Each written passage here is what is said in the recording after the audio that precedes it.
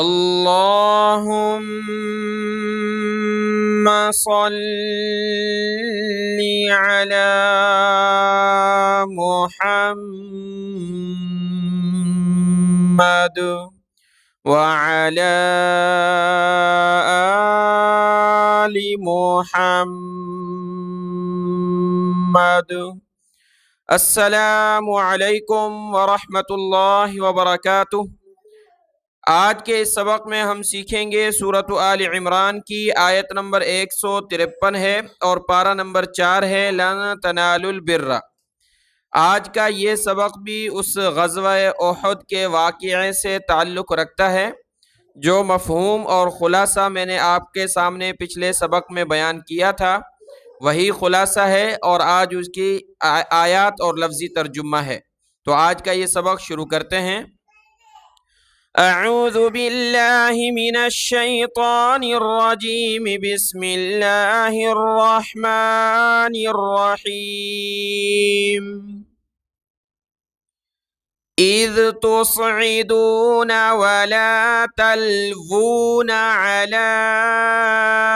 احد والرسول يدعوكم في اخراكم۔ اذ تصعدون، جب تم چڑھے جا رہے تھے، یعنی جب ادھر ادھر بھاگنے لگے لوگ غزوہ احد میں، تو اس کا ذکر ہے جب تم چڑھے جا رہے، چڑھے سے مراد پہاڑ پر چڑھنا، دوسری طرف نکلنا، تو چڑھے جا رہے تھے ولا تلوون،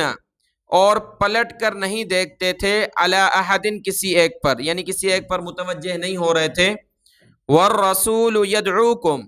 اور رسول صلی اللہ علیہ وآلہ وسلم تمہیں آواز دے رہے تھے، فی اخراکم، تمہارے پیچھے سے، بلا رہے تھے تمہیں تمہارے پیچھے سے۔ فَأَثَابَكُمْ غَمًّا بِغَمٍّ لِكَيْ لَا تَحْزَنُوا عَلَى مَا فَاتَكُمْ وَلَا مَا أَصَابَكُمْ وَاللَّهُ خَبِيرٌ بِمَا تَعْمَلُونَ۔ فَأَثَابَكُمْ، تو پہنچایا اللہ نے تمہیں، غَمًّا بِغَمٍّ، غم پر غم یا غم کے بدلے غم، لِكَيْ لَا تَحْزَنُوا، تاکہ نہ حزن کہتے غم کو، تاکہ نہ غم کرو، عَلَى مَا فَاتَكُمْ، اس پر جو تم سے چھن گئی، وَلَا مَا أَصَابَكُمْ، اور نہ اس پر جو تمہیں مصیبت پہنچی ہے، وَاللَّهُ خَبِيرٌ بِمَا تَعْمَلُونَ، اور اللہ باخبر ہے، خبردار ہے اس سے جو تم کام کرتے ہو۔ اس آیت میں فرمایا تم چڑھے جا رہے تھے، کسی پر متوجہ نہیں ہو رہے تھے، لوگ تتر بتر ہو رہے تھے، تو افواہ پھیلی کہ محمد صلی اللہ علیہ وسلم شہید ہو گئے ہیں، اور ایک طرح سے مسلمانوں کو شکست ہونے لگی، تو کچھ جانے لگے کہ دوسرے مسلمانوں سے جتھا بنا کر کے آئیں واپس، کچھ ویسے ہی جانے لگے۔ تو اس وقت اللہ کے رسول صلی اللہ علیہ وسلم تمہیں ایک جگہ اکٹھے ہونے کے لیے آواز دے رہے تھے، لیکن کوئی کسی کی سن نہیں رہا تھا، پتہ نہیں چل رہا تھا۔ تو فرمایا فَأَثَابَكُمْ، تو پھر تمہیں غم پہنچا ہے غم کے بدلے، یعنی جو تمہیں شکست پہنچی، تو ایک تو وہ جو پہاڑی پر کھڑے ہوئے تھے، آپ صلی اللہ علیہ وسلم نے منع کیا تھا نیچے آنے سے، وہ نیچے آئے تھے، پھر ہر کوئی بھاگنے لگا اور اللہ کے رسول صلی اللہ علیہ وسلم کی آواز پر کوئی جانے بھی نہ لگا، تو غم پر غم پہنچا ہے تمہیں کہ آپ صلی اللہ علیہ وسلم کو ایک طرح سے تم نے غم پہنچایا، تو تمہیں بھی اس کا غم پہنچا ہے شکست کی صورت میں۔ دوسرا اس کا یہ مفہوم ہو سکتا ہے کہ جنگ بدر میں جو تم نے کفار کو غم دیا تھا اور اس کو مارا تھا، شکست دی تھی، تو اس کے بدلے میں تمہیں غم ہے، تاکہ تم غم نہ کرو اس پر جو تم سے چھن گئی یہ چیز، یعنی تم نے جنگ بدر میں ان کے 70 لوگوں کو مارا تھا، تو آج تمہارے شہید ہوئے ہیں، تو ادلا بدلہ ہو چکا ہے، تو اس غم پر تم غم نہ کرو جو چیز تم سے چھن گئی، فوت ہو گئی، تمہارے لوگ شہید ہوئے اور جو تمہیں تکلیف پہنچی ہے، اور اللہ تمہارے اعمال سے خوب خبردار ہے۔ اگلی آیت میں مسلمانوں پر اللہ کی طرف سے جو مدد آئی اور ایک طرح سے غزوہ احد کی جو اختتام ہوا وہ مسلمانوں کی فتح پر ہوا تھا اور کفار کو مار بھگایا تھا آپ صلی اللہ علیہ وسلم کی دعاؤں سے، اور پھر مسلمان اکٹھے بھی ہوئے ایک جگہ، تو اس کا ذکر ہے۔ اللہ نے فرمایا ثم انزل علیکم من بعد الغم أمنة نعاسا يغشى طائفة منكم ثم انزل پھر نازل کیا یعنی پھر اتارا علیکم تم پر، کس نے؟ اللہ نے، پھر اتارا اللہ نے تم پر من بعد الغم غم کے بعد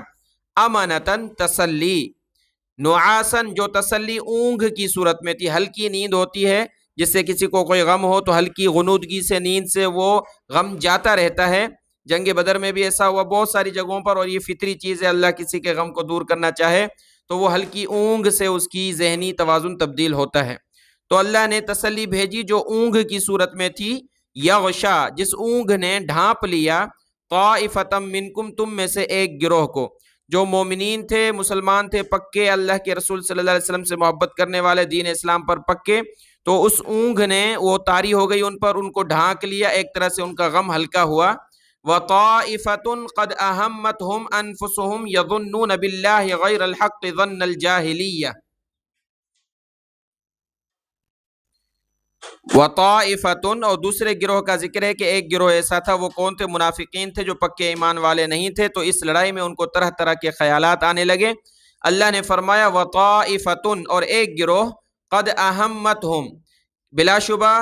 فکر پڑی تھی ان کو، انفسہم اپنی جانوں کی، وہ اپنی جانوں کی فکر کر رہے تھے، یظنون باللہ گمان رکھتے تھے اللہ پر، غیر الحق ناحق، ظن الجاہلیہ جاہلیت جیسا گمان،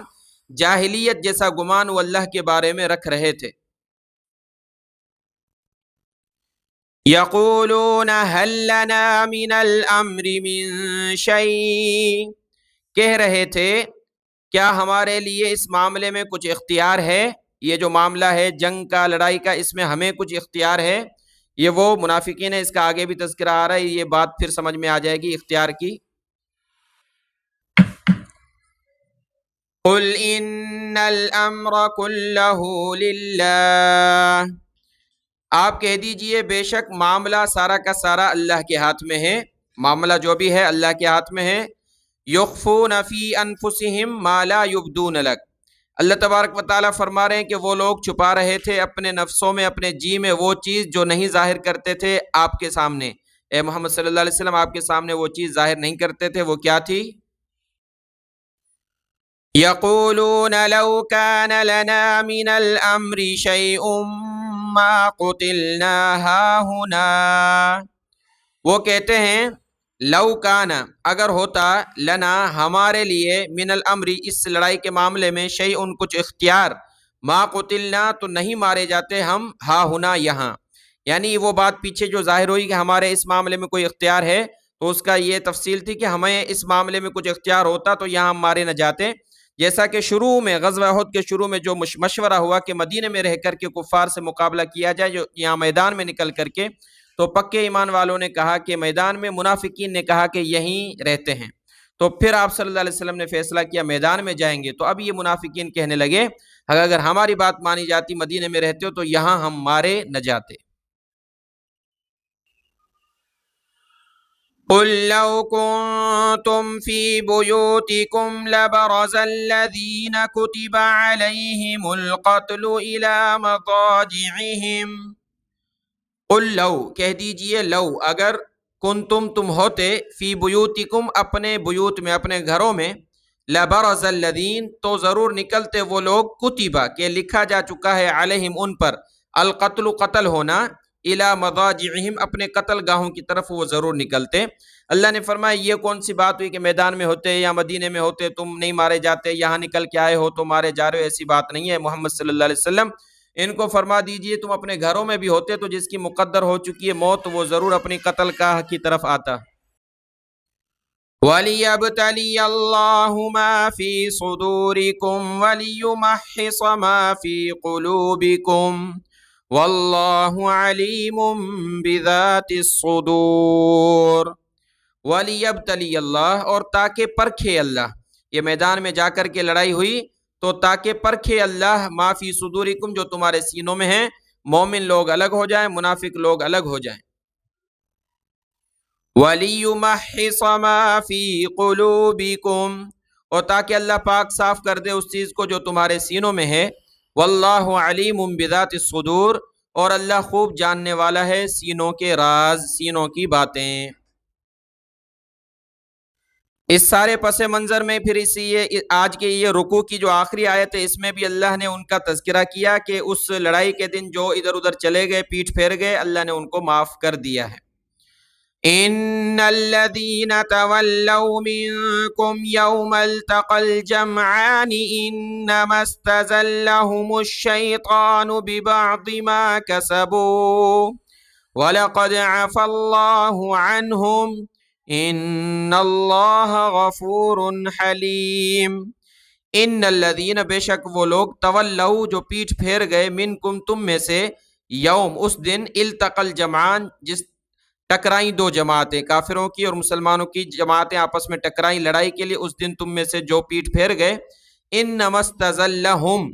بلا شبہ ان کو پھسلایا شیطان نے، ببعض ما کسبوا، بعض لغزشوں کی وجہ سے جو انہوں نے کی تھی،